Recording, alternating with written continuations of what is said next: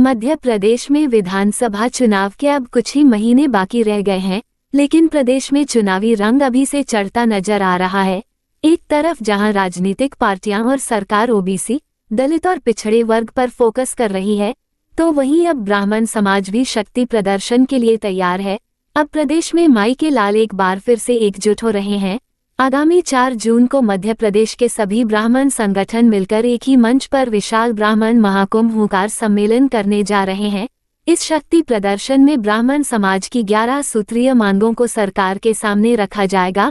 संयोजक पुष्पेंद्र मिश्र ने बताया कि ब्राह्मण समाज के सभी संगठन एक मंच पर आकर सभी राजनीतिक दलों को यह संदेश देने की कोशिश कर रहे हैं कि माई के लाल के समर्थन बिना इस प्रदेश में किसी की भी सरकार बनने वाली नहीं है।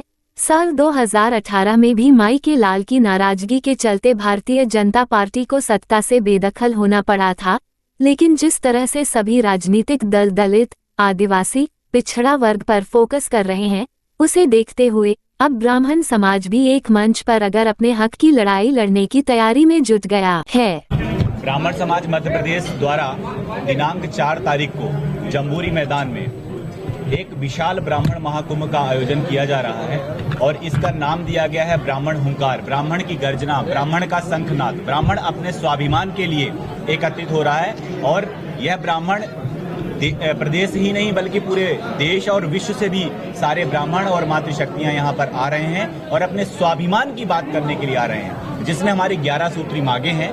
उसमें मुख्य मांगें 3-4 मैं आपको बताना चाहता हूँ, जिसमें एट्रोसिटी एक्ट है, आरक्षण का मुद्दा है।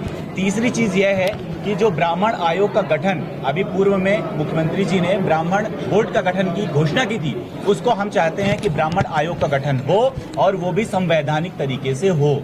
ऐसे ही बहुत सारी मांगे हैं। उसमें परशुराम, हर जिले में परशुराम जी का एक ऐसा भवन होना चाहिए जिसमें कि छात्रावास की व्यवस्था हो ब्राह्मणों के लिए। निर्धन जो ब्राह्मण है उनकी भी एक ऐसी व्यवस्था होनी चाहिए जो कि सबसे ज्यादा आज की डेट में अगर देखा जाए तो पठन पाठन की दृष्टि से अगर बात की जाए तो ब्राह्मण ही ऐसा अपने आप को अछूता महसूस कर रहा है। इस कार्यक्रम में हम सबके पूज्य द्वारिका शक्तिपीठ के जगत गुरु शंकराचार्य स्वामी सदानंद सरस्वती जी का सानिध्य हम सबको प्राप्त होगा, उनका आशीर्वाद हम सब ब्राह्मणों को मिलेगा। वह इस कार्यक्रम के हमारे मुख्य अतिथि हैं। आज हम सब लोग सीएम महोदय को भी, मुख्यमंत्री शिवराज सिंह जी को निमंत्रण देने गए थे। उन्होंने हमारा निमंत्रण स्वीकार किया है और उन्होंने कहा है कि हम समय निकालेंगे और आपके दिए हुए जो हमारी मांगे हैं, 11 सूत्री मांगे हैं, हम उस पर अडिग हैं। उसको हम कतई उस पे कोई कंप्रोमाइज नहीं होगा। हमारी 11 सूत्री जो मांग है उसको हम मनवा करके ही मानेंगे और ये कोई लड़ाई नहीं है।